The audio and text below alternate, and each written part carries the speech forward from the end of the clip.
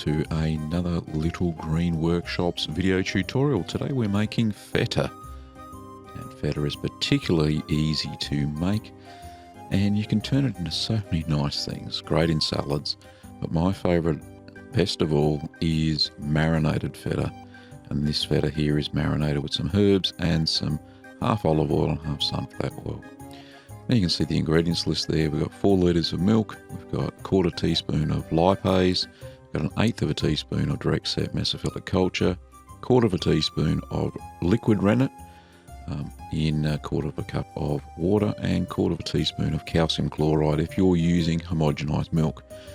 You also have to make up a brine solution, and the recipe for that is later on in the video.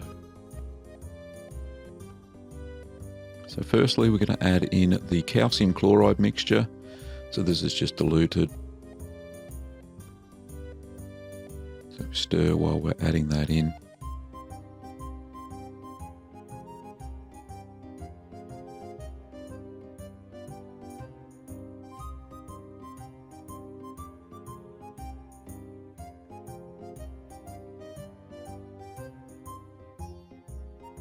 So just make sure that that's thoroughly stirred through.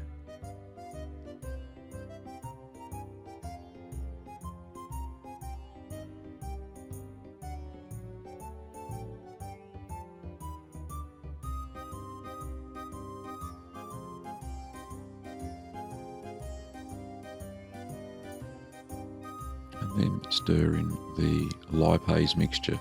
So that lipase has been diluted in a quarter of a cup of water, and that's stirred through. Now we're going to increase the heat. You can see there in the video I put the wrong burner on. I'll refigure that out in a minute. So we're going to bring it up now to a target temperature of 30 degrees Celsius. Now we've already done that. It takes a little while to do that. We're adding in the mesophilic culture. I use a Sacco MO30 culture for this cheese. You see that's a eighth of a teaspoon, or 1 heaped smidgen. We've got those mini spoons available in the store. And you stir that well through.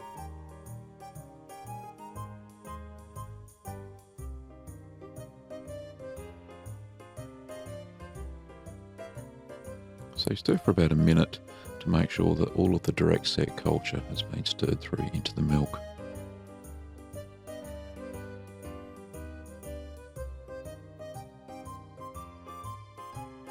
So we're going to cover this now, and we're going to let it sit for an hour, and that converts the lactose into lactic acid. So after the hour, we'll give that a stir.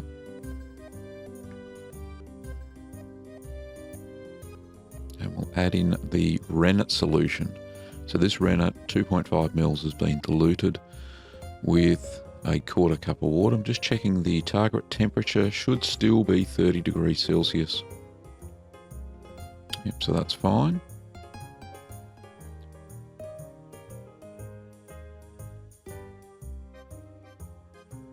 So just take that out again because the rennet will make it set. So we're just going to stir in that rennet solution. So always stir the milk when you're pouring in the rennet. You don't want it to coagulate into lumps.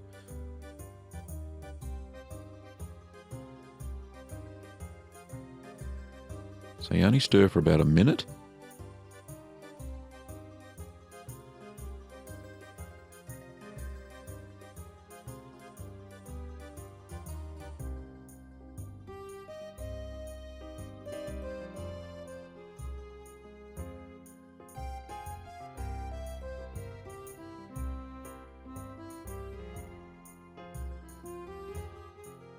So you put the lid back on, that usually holds its temperature. I've got this on a double boiler, and you leave that for an hour. So after the hour's passed, you'll see that the curds are quite solid, and I can cut those. So I'm going to cut those into 1.25 centimetre cubes. That's what I'm doing here. I've sped this up for the purpose of the video.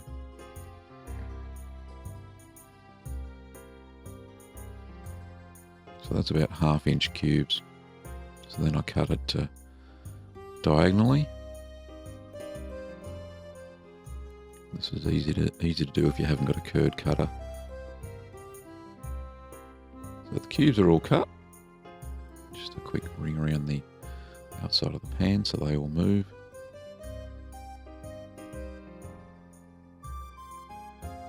And now you stir the curds, making sure it stays at the target temperature. And you stir this, you can see the whey and curds and whey have separated there. So you stir this gently now for 20 minutes and you'll notice that the curds start to shrink and more whey has been expelled. So after the 20 minutes you go and drain the curds.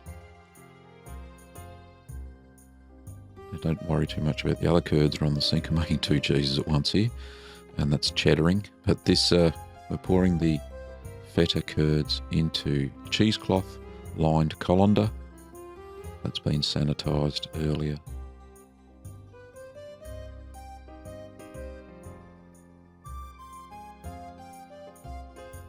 Now you can ladle this in, I prefer to pour it in. And just get the rest out with your hands. Now, before I started making cheese, I sprayed my hands with white vinegar to kill any moulds on it and to sanitise my hands.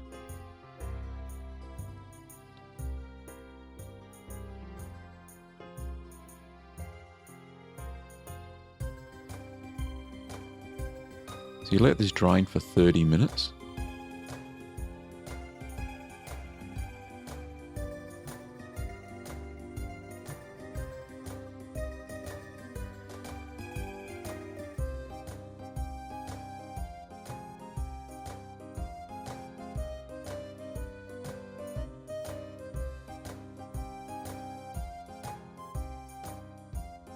So I'm just trying to get a little bit more whey out there without too much pressure.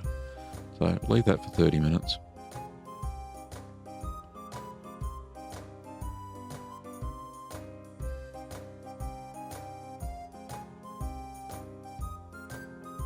So it shrunk considerably. Now I've moved the other curds I was making there out of the way. Now I have lined these with chucks. I wouldn't recommend that anymore. I'd use cheesecloth. I had boiled these. These are just dishcloths. They're boiled. They'll clean and boil, and that'll make sure that there's no nasty residue left in them. But like I said, I would use cheesecloth now, just cut into squares. Now just ladling the curds that have been drained into 2 square Feta moulds. The reason I put them into 2 is because you cannot fit the entire mixture into one.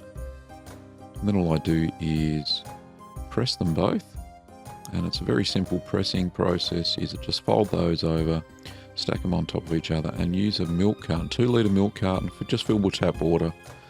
So that's 2 kilos of pressure, and that's just applied. Now that's applied for 4 hours, and then about 2 hours into the pressing, I take both of them out and put them into one mould, and they then compact together and forms the final Feta, and then press for another 2 hours. So that's 4 hours pressing in total. So making a brine solution is pretty simple. There's instructions there. You can pause that, write them down. It's 2 litres of water, half a kilo of salt, and a tablespoon of white vinegar, and a teaspoon of calcium chloride solution.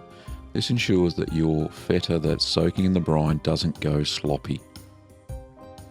If you don't add the vinegar and the calcium chloride, the calcium leaches out of the cheese and forms a slimy layer on the outside of it.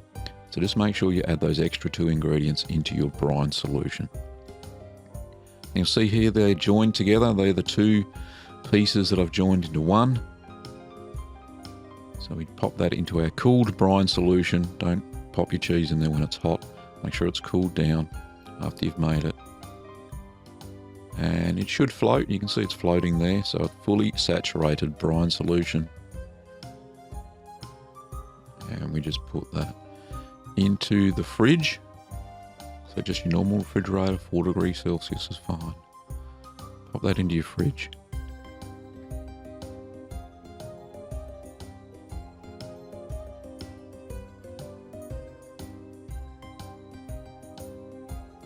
So you leave it for 2 days. So I pulled it out. You can see it's not slimy at all. It's quite firm, which is great. That's what we need.